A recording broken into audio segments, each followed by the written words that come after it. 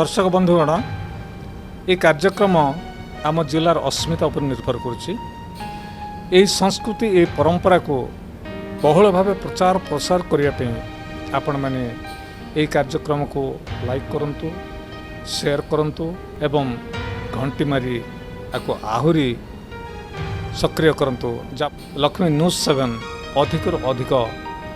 सफलता लाभ कर समस्त पाखरे पहुँची पार एवं सर्वोपरि यही आम जिलार संस्कृति परंपरा को आम जिलार अस्मिता को समस्त निकट में पहुँचापी सी सक्षम हो पार। ये जो संस्कार अच्छी ये जो संस्कृति अच्छी मानविकता अच्छी ये मानविकतार एक ज्वलंत उदाहरण एक मनीष आमको आज मिल जाइछंती एक कवि आमको एक लेखक प्राबंधिक ऐतिहासिक स्वर्ण पृष्ठार एक दिगंत प्रसारी सृष्टि करिथिबा एक मनीष को आम पाई सारीचे। आसतु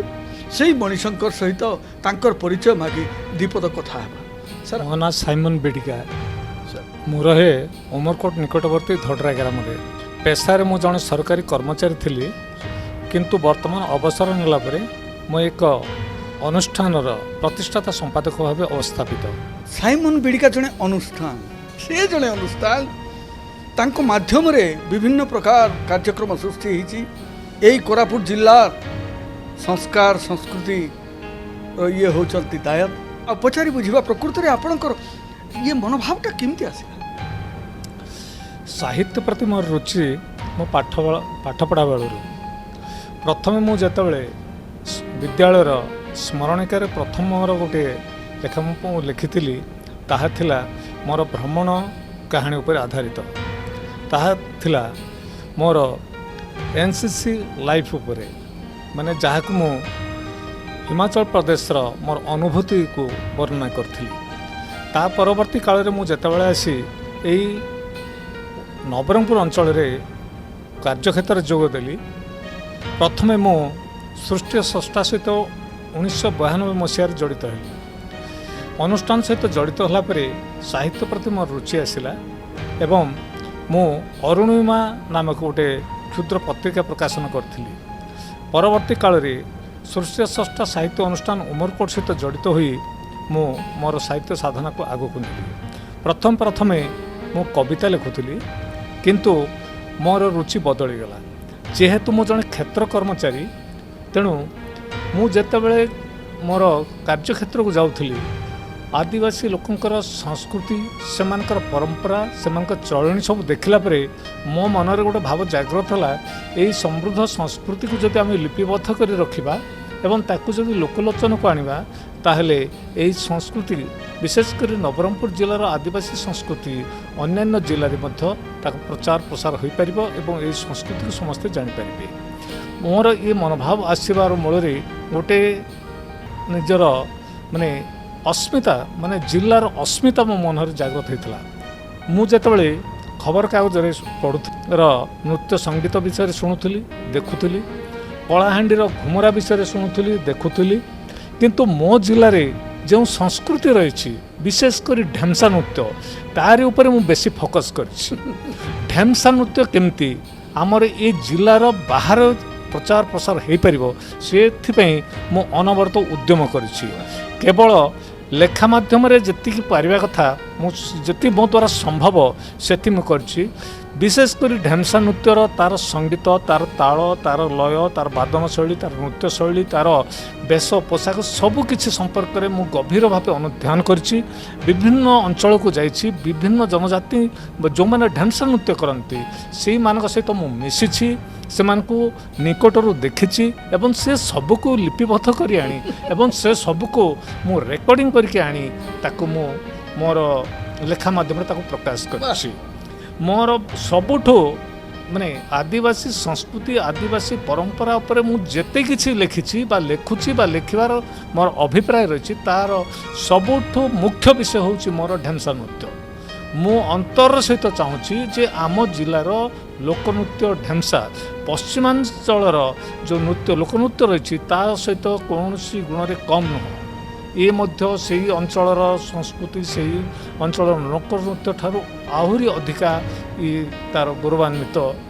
नृत्य आकर्षणीय नृत्य यहाँ किंतु प्रचार प्रसार अभाव हेतु एवं यार पृष्ठपोषकतार अभाव हेतु ये नृत्य वर्तमान प्रचार प्रसार हो पारे लोकलोचन को आसी पारे तेणु मो मनरे जो भाव जागृत अच्छी मु ढेमसा नृत्य को केमती लोकों निकट को पहुँचे पारि लोके केमती जानवे ढेमसा नृत्यर जन सांगीतिकता कौन रही तार बादन शैली रही तार शास्त्रीयता कौन रही तार माने आकर्षणीयता कौन रही ताकू मु जदि आनीपारि लोकलोचन को ताहले सेटा मो पे गोटे उपयुक्त माने सफलता मु प्राप्ति कर ढेमसा नृत्यर जो आपण परिप्रकाश करछंती जे ढेमसा नृत्य कौन प्रकृत से केमती नाच करा जाए जो ढेमसा नृत्यर कहानी कौन अच्छी ये सब जाक जो आपण लोकलोचन को नहीं आसिले किंतु प्रकृत कथा आउ गोटे मु आपण प्रकृत रे आपण ये जो आदिवासी हरिजन पर्जा कंध ये जो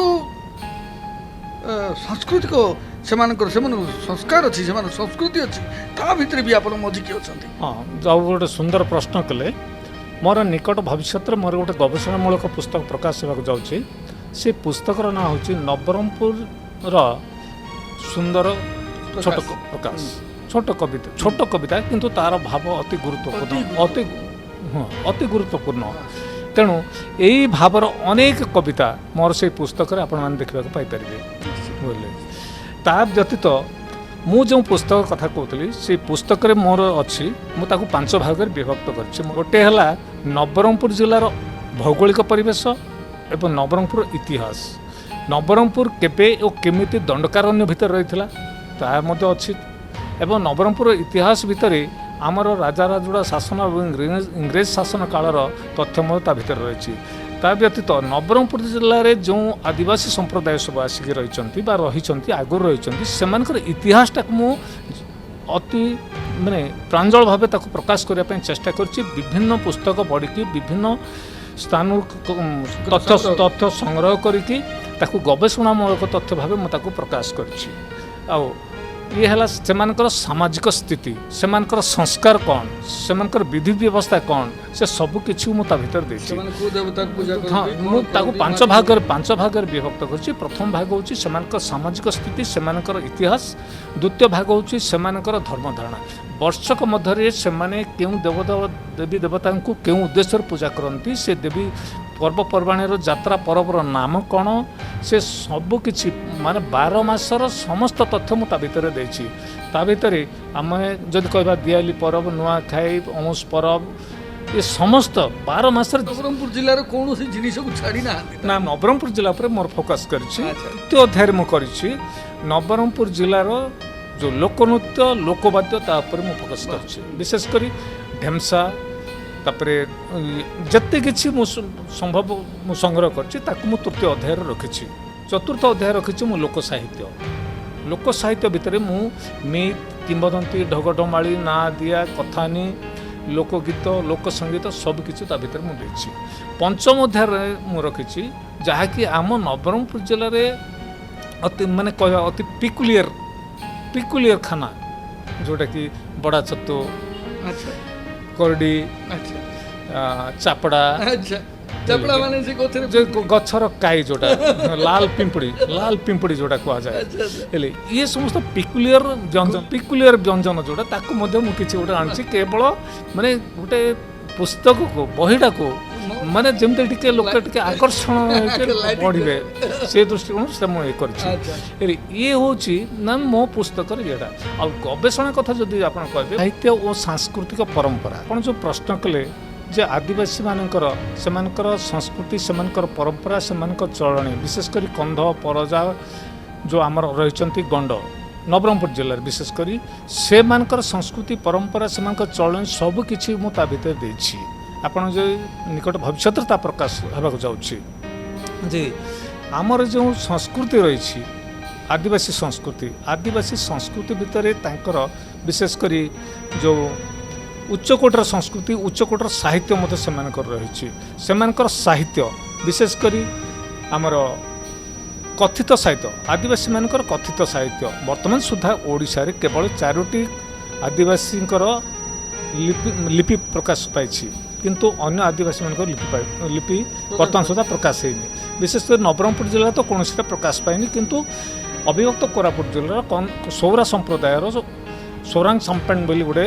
लिपि प्रकाश पाई जहाँकि गुरु मंगई गमांग प्रकाश करछंती तेबे नवरंगपुर जिला कथा जतबेले आमे कहबा नवरंगपुर जिले में जो विशेषकर भत्रा समाजर किंबा गंड समाजर कंध समाजर परजा समाजर ये जो कथित साहित्य रही कथित साहित्य को लेकिन मो मोर से बही मु अनेक तथ्य मुझे से साहित्य भीतर रही किंबदंती रही मिथ रही ढगढमाल रही ना दिया रही लोकगीत रही लोकगीत मध्य सबुठू आकर्षणीय लोकगीत हूँ से श्रृंगार लोकगीत श्रृंगार गीत युवक युवती से भावर आदान प्रदान निमंते जो श्रृंगार गीत से बोली था मु अति सुंदर भाव बही प्रकाश करने चेष्टा करछि जहाँकि निकट भविष्य प्रकाश हो से पुस्तक आउ पाठक निश्चय को आदृत करेंगे बोलिकी मु विश्वास करुच्ची जितेबाला आप आदिवासी कंध संप्रदाय आदिवासी हरिजन संप्रदाय गदवा संप्रदाय ये सब संप्रदाय भितर आप जोड़ी रहीगले सदाबले से सांगे अतप्रोत भाव में जोड़ी रहिले तो आप निश्चित भाव में जड़े आदिवासी साहित्यिक हिसाब से मोर कहवा हिसाब से आप कौन कविता लिखिं जो कविता कि आप न्यूज लक्ष्मी 7 परिवेषण करेंगे जो द्वारा आमर नमस्ते ओडिशा को आपण को समस्ते निरेखिबे देखिबे आउ साइमन बिडिका तार हृदय भावना को आज प्रकाश करेंगे आमर आगे गोटे मु आपन को माने पढ़ी शुणा चाहिए जहाँ लिखा अच्छी सिरी पर्वते झालिया मजूर टेके टेकेला तमर आमर पीरते सिना दैव भेटेला परस्पर मध्य मिलनर बंधुत्वर गोटे सुंदर छोट प्रकाश छोट कविता जदि आप कहे मो गवेषणाटा मु कहीं आदिवासी लोक साहित्य कि आदिवासी संस्कृति प्रति मुझे कहीं मजिछि मत ये निशा केमती खारा तार गोटे अति सुंदर अनुभूति मुझे आपको कहवाई चाहिए दर्शक मान कहना चाहिए जे मु प्रथम जितेबाला क्षेत्र कर्मचारी भाव गोटे गाँव को गली से गाँव में मुझे देखिली जे 2 जन स्त्री लोक बसचंती पाखरे 2टा छुआ अच्छा तांको पाखरे गोटे बोतल थुआई आ पत्र दना 2टा थुआई मु तो टिके दूर बसिक मु देखु थाए जे से स्त्री लोक मैंने से दनारे से बोतल किसी ढाली पीउथिले एवं से छुआ मान पीउथिले मु कौतूहलवशत मुझे पाखक गली देखिली जे से महुली मद बोले कि मो मनर गोटे भाव जागृत है जे ये महुली मद स्त्री लोक पीउछंती पुणी छुआ मान पीउछंती माने एडा ओपनली खोला खोली भावे ताले ये संस्कृति एमानकर गोटे अन्य प्रकार थिबो जोटा कि मद पीवाटा आमे बा निशा सेवन गर्हित बोली आमे भाबू किंतु इट कॉमन साधारण कथा समस्ते ताको माने हाँ गोटे देशिया भाषा परंपरा आउ माने मानती हिसाब रे माने माने सम्मान हिसाब रे जोटा कि देशिया भाषा मानती बोली कहते से हिसाब से मद पीवा आम जदि कहीं आसले आम चा दौचु कि थंडा देकी आम चर्चा करुँ किंतु आदिवासी समाज रे ये सब परिवर्ते मद देकी चर्चा करते जोटा कि आहरी आंतरिकतार सहित बांधि दिए जे ये संस्कृति ये परंपरा बहुत किसी अच्छी बहुत किसी तथ्य अच्छी मु या उपरे मोर फोकसटा मु रखी आउ मु लोकलोचन को आने चेष्टा करी दीर्घ 1992 मसीह वर्तमान सुधा मोर से उद्यम जारी रही मुझे संग्रह करुँची सबको मु लिपिबद्ध करके विभिन्न पत्रपत्रिका विभिन्न खबर कागज मुझे प्रकाश करुँची एवं निजे गोटे पुस्तक प्रकाशन करा आगामी दिन में विभिन्न गवेषणामूलक पुस्तक मु प्रकाश करने उद्यम करुँची गुड़ाए कथा अच्छी एमती मनीषटीए जे कि नवरंगपुर जिलार एक ज्वलंत उदाहरण सुंदर इतिहास सृष्टि कर परिकल्पना माति से मनीष जो मनीष कि महुली निशार गंध को निजर छाती भितर लुचई यही माटीर गंध को देहरे बुली होउची से मनीष साइमन बिडिका। दर्शक बंधुगण ये कार्यक्रम आम जिलार अस्मिता पर निर्भर करुच्ची संस्कृति ये परंपरा को बहुल भाव प्रचार प्रसार करने आपण मैंने ये कार्यक्रम को लाइक करंतु शेयर करंतु एवं घंटी मारी ताको आहुरी सक्रिय करंतु लक्ष्मी न्यूज 7 अधिक अधिक सफलता लाभ करिपारिबो एवं समस्तଙ୍କ पाखरे पहुँची पारिबो एवं सर्वोपरि यही भली आम जिलार संस्कृति परंपरा को आम जिलार अस्मिता को समस्तଙ୍କ निकटरे पहुँचापे सी सक्षम हो पारिबो। संग्राम यही मनीष मानकर संग्राम लगी दिने भारत स्वाधीन पाइथिला। आजिर संग्राम तांकर अन्यतम से होची भाषार संग्राम, से होची नवरंगपुर माटीर संग्राम, नवरंगपुर संस्कार संग्राम। बहुत समय दरकार